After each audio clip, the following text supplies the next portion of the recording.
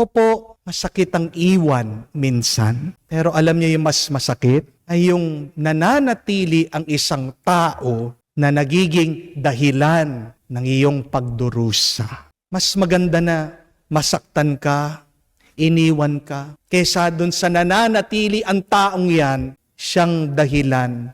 Bakit sumasakit ang ulo mo?